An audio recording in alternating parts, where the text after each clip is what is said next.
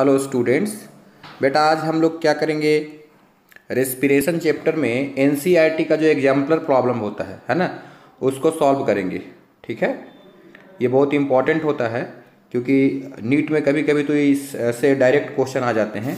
तो आप इसको देखिए बेटा। आइए पहला क्वेश्चन देखिए। फर्स्ट क्वेश्चन में क्या लिखा है, द अल्टीमेट इलेक्ट्रॉन एक्सेप्टर। क्या लिखा गया बेटा, the ultimate electron acceptor in aerobic respiration, aerobic organism. तो एरोबिक ऑर्गेनिज्म में क्या चलेगा, लास्ट में इलेक्ट्रॉन ट्रांसपोर्ट चेन। तो इलेक्ट्रॉन ट्रांसपोर्ट में सबसे फाइनल इलेक्ट्रॉन एक्सेप्टर कौन होता है बेटा, ऑक्सीजन। सो इसका आंसर क्या हो जाएगा, ऑक्सीजन।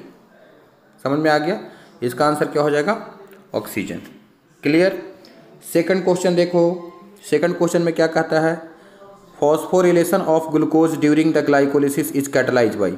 अब ग्लूकोज जब फॉस्फोराइलेशन करवाया जाता है तो ग्लूकोज 6 फॉस्फेट बनाता है।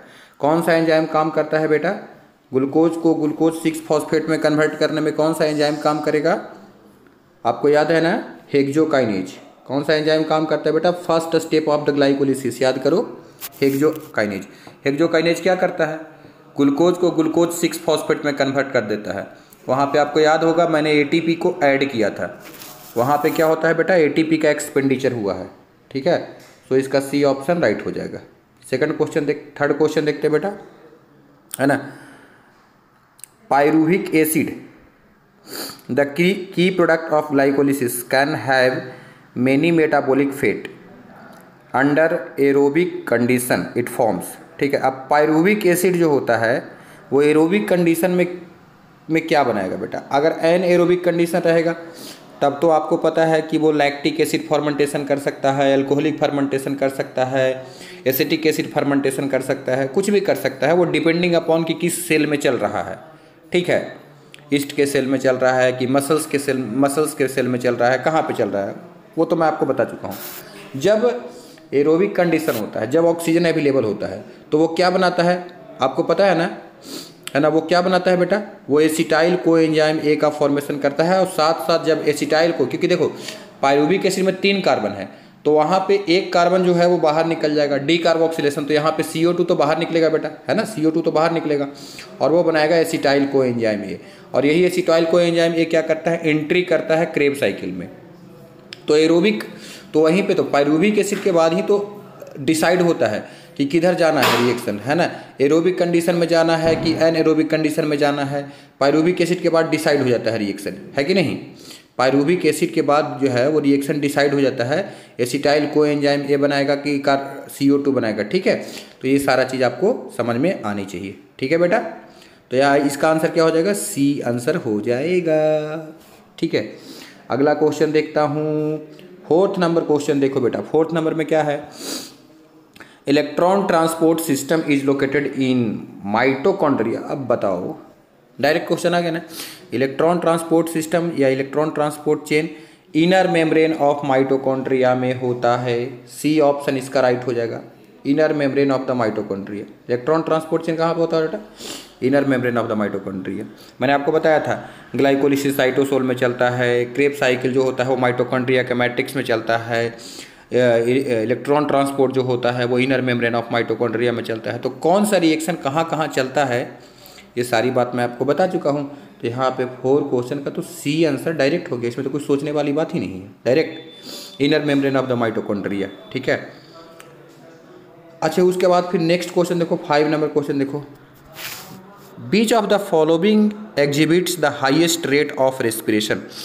हाइएस्ट रेट ऑफ रेस्पिरेशन कहाँ पे होगा, ग्रोइंग शूट एपेक्स में, जर्मिनेटिंग सीड में होगा, कि और क्या ऑप्शन दिया गया है, और क्या दिया गया बेटा, आंसर तो पता ही चल गया, रूट टिप एंड लीफ बड। ठीक है, तो इसमें कोई सोचने वाली बात नहीं है, जर्मिनेटिंग सीड। मैंने आपको एग्जाम्पल दिया था बार्ली का सीड में, कि बार्ली का जर्मिनेटिंग सीड में बहुत हाई रेट ऑफ रिप्रोडक्शन होता है ना। अब बोलोगे सर ऐसा क्यों होता है कि जर्मिनेटिंग सीड में सबसे ज़्यादा रेट ऑफ रिप्रोडक्शन हाईएस्ट होगा, क्योंकि बेटा जब जर्मिनेटिंग सीड होता है तो उस समय उसको क्या चाहिए होता है, उस समय उसको बहुत ज़्यादा एनर्जी की रिक्वायरमेंट होता है ना। जब सीड जर्मिनेट करता है, रेडिकल और प्लीम्यूल बनाता है तो उस समय ज़्यादा एटीपी चाहिए होता है ना। तो high amount of energy is required at that time, high amount of ATP is required at that time. तो अगर वहाँ पे ज़्यादा एटीपी ज़रूरत है तो उसको ज़्यादा रेस्पिरेशन करना पड़ेगा, इसलिए जर्मिनेटिंग सीड में बेटा ज़्यादा अमाउंट ऑफ एनर्जी चाहिए होता है। That is the point you have to remember my dear students. ठीक है, चलो बच्चों नेक्स्ट क्वेश्चन में आ जाओ। 6 नंबर क्वेश्चन को सॉल्व कीजिए।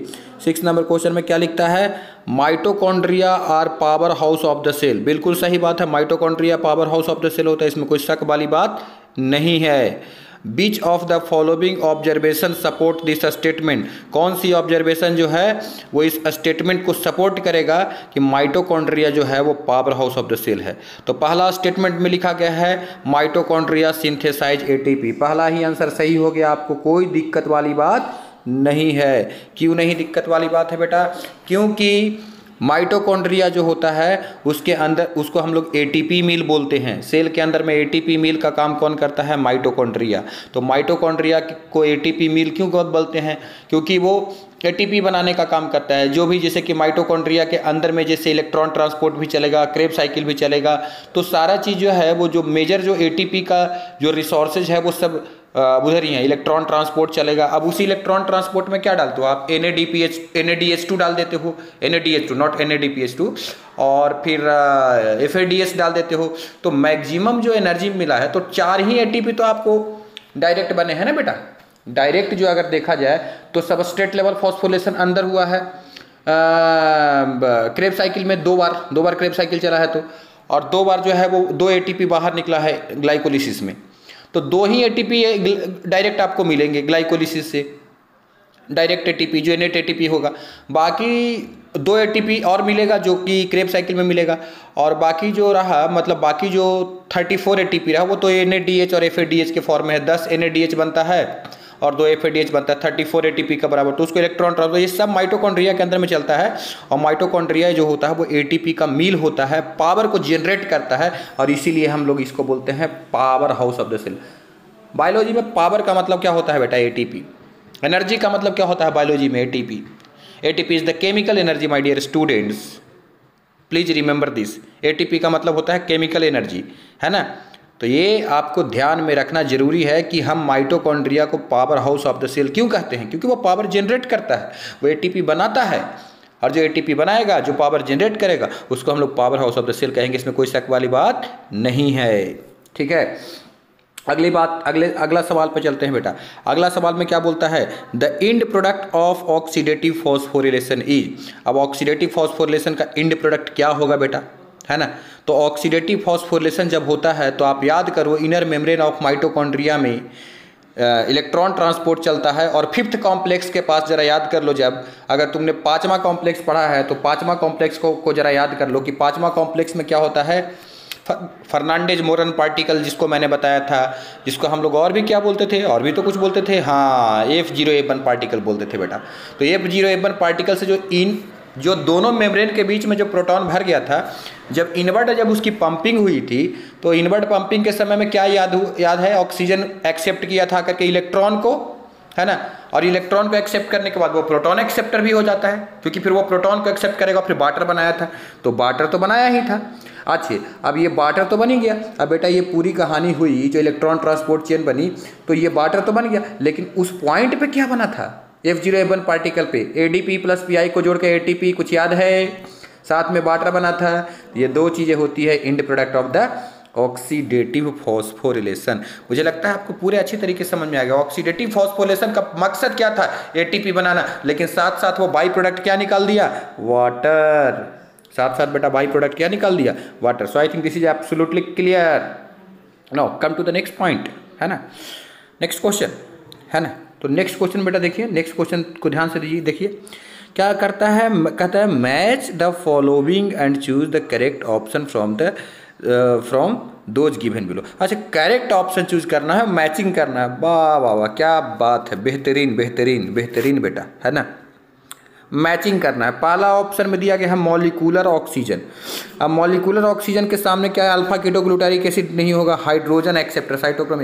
तो इसमें क्या हो जाएगा बेटा, हाइड्रोजन एक्सेप्टर हो जाएगा।